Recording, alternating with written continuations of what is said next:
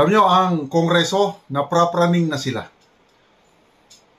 May balita si Miss Sasasot na nagkandak daw ng drill ang Kongreso, naghahanda in case of a military revolution or military takeover. Panoorin natin sandali itong vlog ni Showbiz Chikadoro at mamaya magbigay ako ng reaksyon.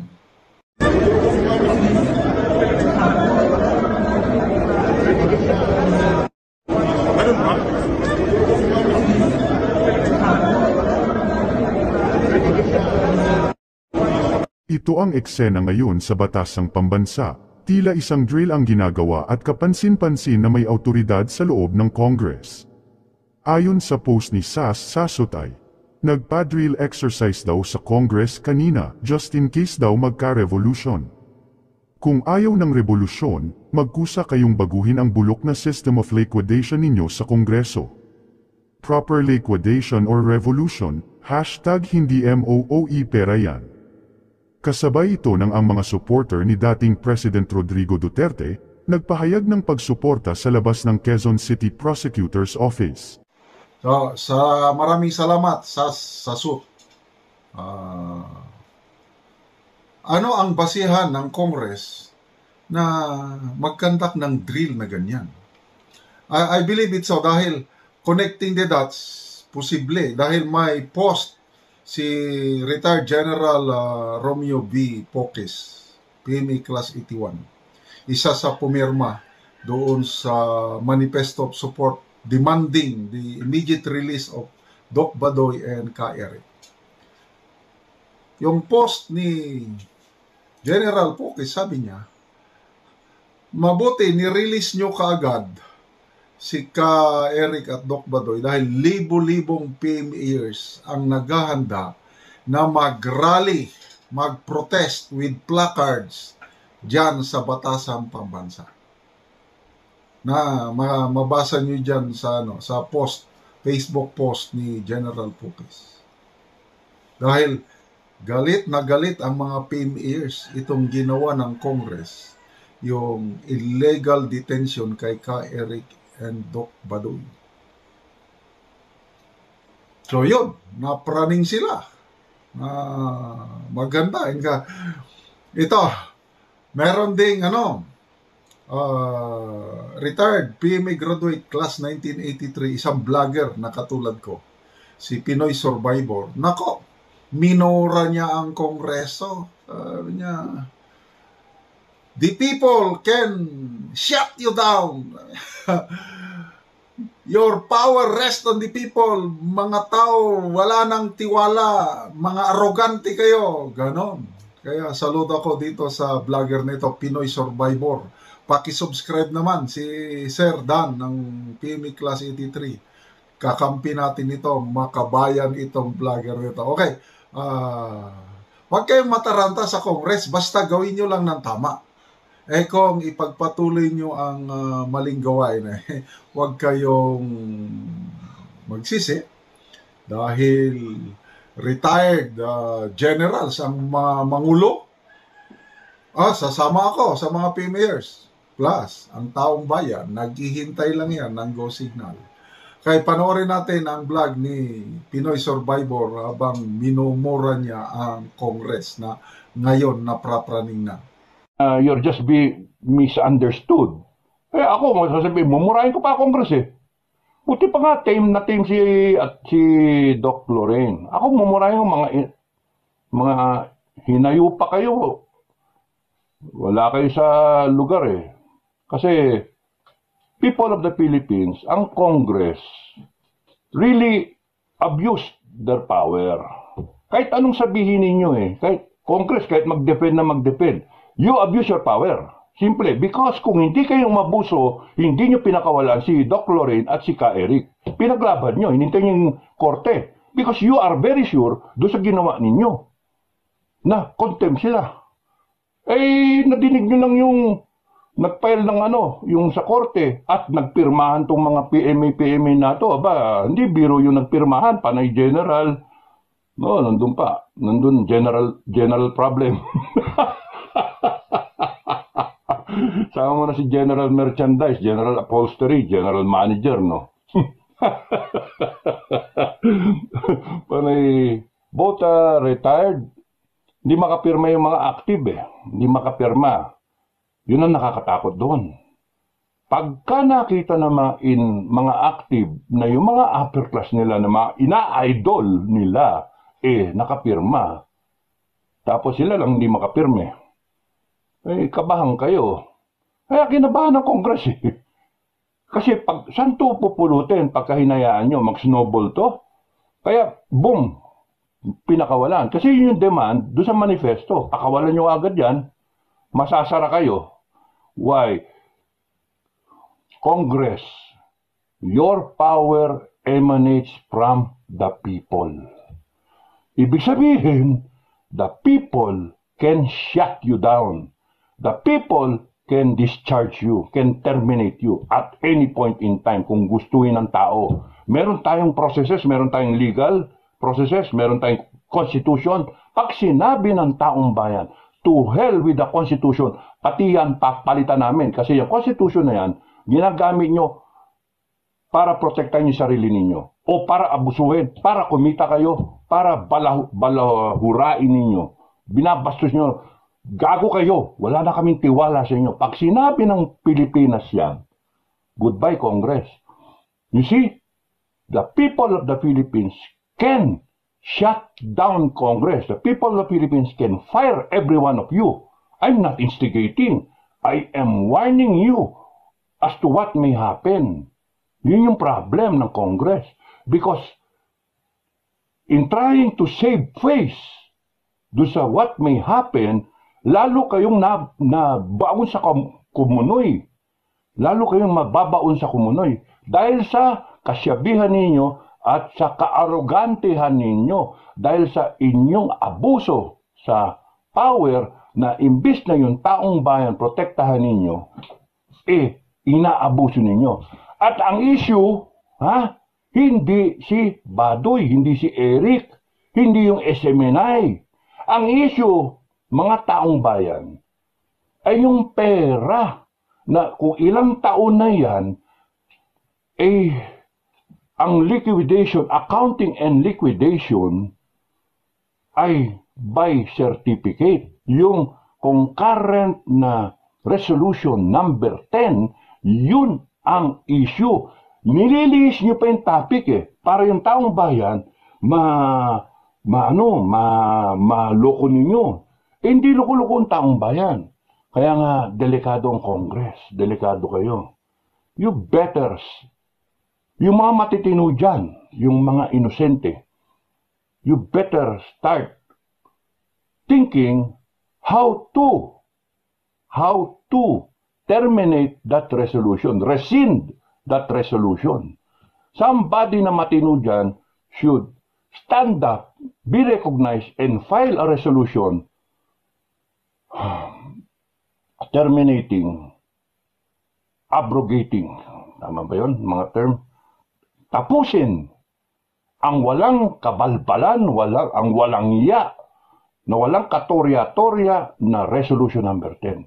At ang i-push forward ay ang accounting ng pera, ang liquidation ng pera, ang pag-audit dun sa pera, resibo, item for item to the single centavo, bigyan ka ng 50 million, 48 million, 10 million, you, 25 million, Senate, Congress, ang inyong gagawin na patakaran, papatayin ninyo yung nakagawian na kung ilang taon na yan, kung 20, 30 taon na yan, na palakaran, na kalakaran, tigil nyo na. Kasi kung hindi nyo gagawin yan, you will be shut down by the people of the Philippines through a revolutionary government.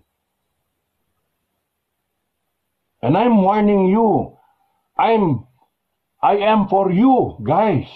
Marami akong kakilala dyan sa Congress at saka sa Senate. May mga kakilala rin ako kahit papaano. So, I'm warning you because kayo umabuso talaga kayo. And ngayon, ililis nyo pa, babanatan nyo pa SMNI. No, sige, tanggalin nyo na yung franchise. Gusto nyo summary hearing, tanggalin nyo na yung franchise. But that will not save you the perception of the people.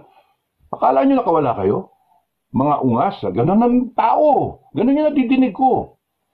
Mga walang niya kayo. Kami nagbabayad ng taxes.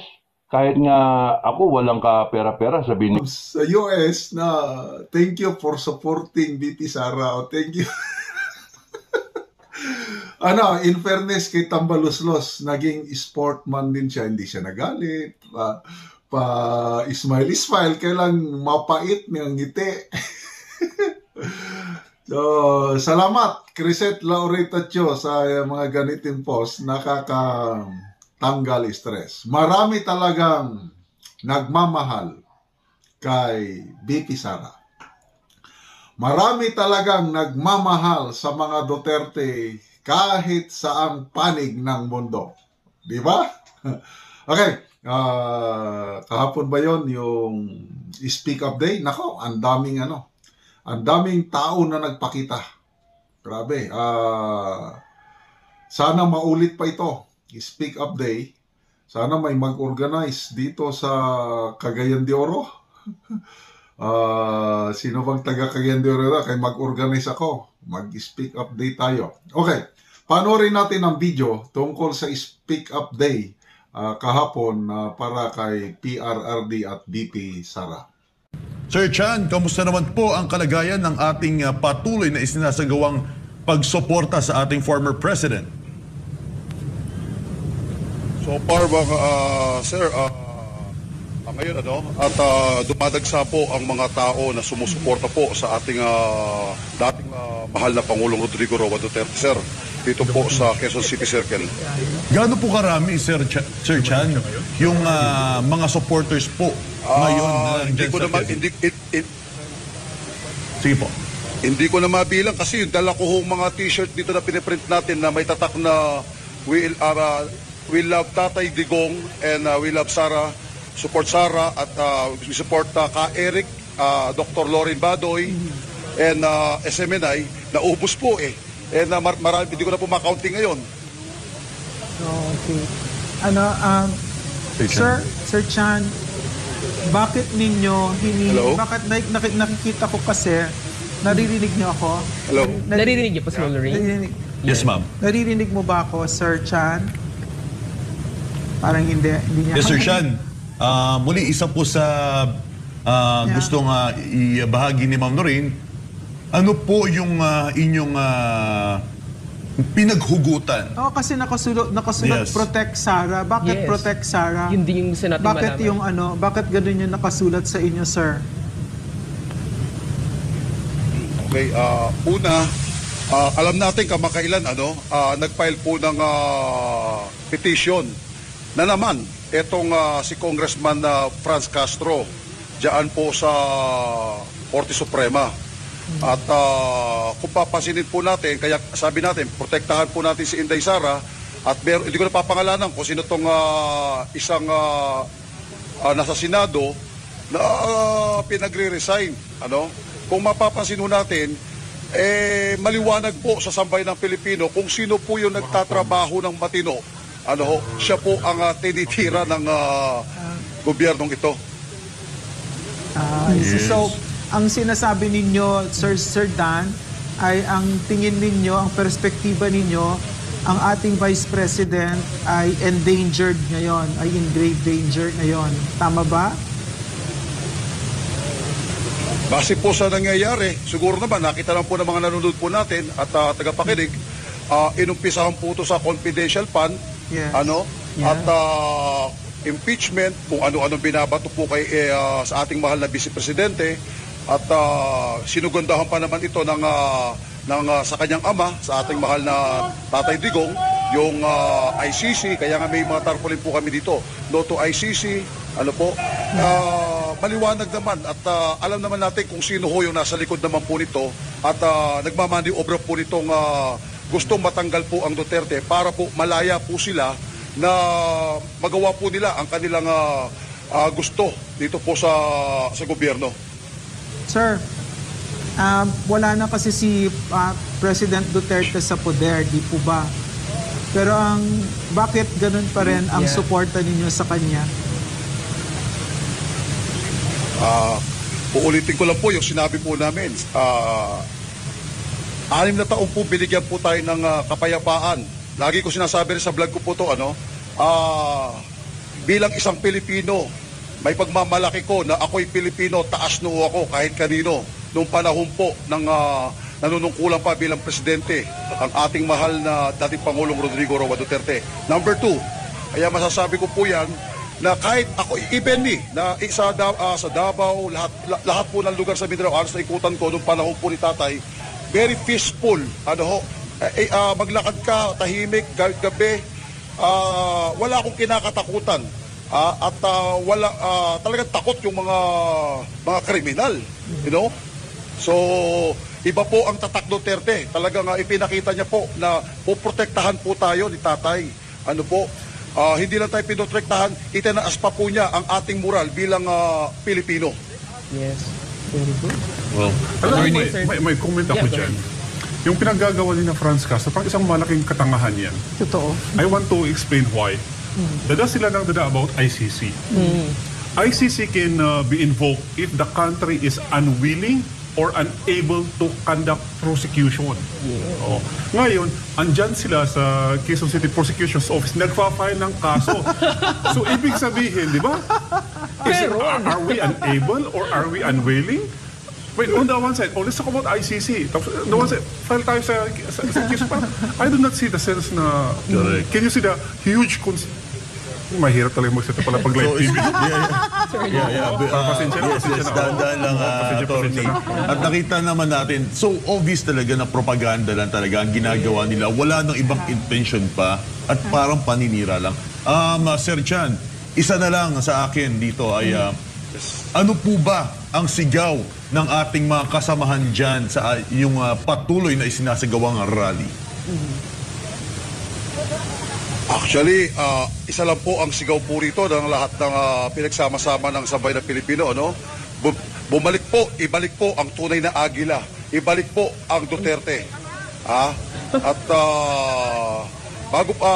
yun po ang panawagan po ng lahat ng mga kasamahan po natin dito sapagkat nakita po natin yung tunay na malasakit at may kamay na bakal sa mga masamang loob.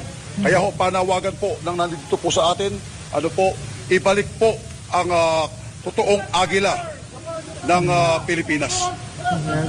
Demokrasya tayo. So may karapatan lahat sa kanilang paninipan. Di ba magtanong? Sige, sunod ako sa Ma'am Lorraine. Sir, kasama din ba sa goals ninyo, sa adhikain ninyo, na by 2025, wala ng CPP, NPA, NDF sa loob ng Kongreso?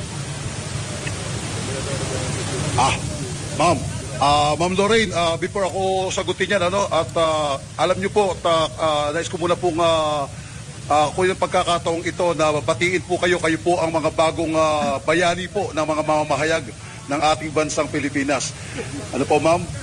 Kayo po ni Ka Eric at saka po ni kayo po, Dr. Lorraine Badoy. So sagutin ko po yung tanong po nyo, regarding po dyan sa 2025 kung wala na. Basta matanggal po yung salot na 3 kamatayang black dyan na nasa Kongreso. Mawawala yan. Paliwanag ko lang bakit merong peace talk ngayon? Bakit may banner kami no peace talk? Yan ang senyales na mahina na po ang mga CPP, NPA. Ngayon, para sila, makapag-recruit, kailangan nila ng peace talk. Kumbaga sa boxing ang laban dito, yayakap muna sila. Mahina na So, we wish 2025 maging matataglo itong gobyernong ito. We are looking forward na sana maamoy ng mga nasa gobyerno yung totoong kalaban po at ang salot ng bayan makita po at maamoy po ng gobyernong ito. Mabuhay kayo. Yes. Napakaganda. Sir Dan, may habol ako kasi alam niyo naman, ang tambalang Pangulong Bongbong Marcos at VP Sara Duterte, talagang niyakap po yan ng ating mga kababayan yung eleksyon. Mayorya po ng ating mga kababayan ang naniniwala po dito sa unity team, di ba? Pero nakakalungkot kasi parang higit isang taon para talagang sinusubukan po ang kanilang samahan yung itong administrasyon. Kaya po meron tayong sigaw na Protect Sara, Support Sara. Gaano po ba kahalaga itong ginagawa niyo mga panawagan? At the same time po, ang lakas po ng ating mga vloggers online dahil dito rin po nangyayari ang atake ngayon. Ano po ba ang inyo ring panawagan po, Sir Dan? Well, bago ko manawagan, actually sasabihin ko, prangkahan ako. Nabutol din ako. Kasi inaasahan ho namin na parang hindi planado eh. Parang hindi pinag-usapan to na wala pinag-usapan na plano silang dalawa. Si BP Sara, si Bongbong Marcos at kami nakawan ako. Sir Dan, baka kung ano pa mabanggit mo, Sir Dan. Relax muna tayo, Sir Dan. Demokrasya. Demokrasya, Sir Dan. Pero, sige po. Patuloy po, Sir Dan.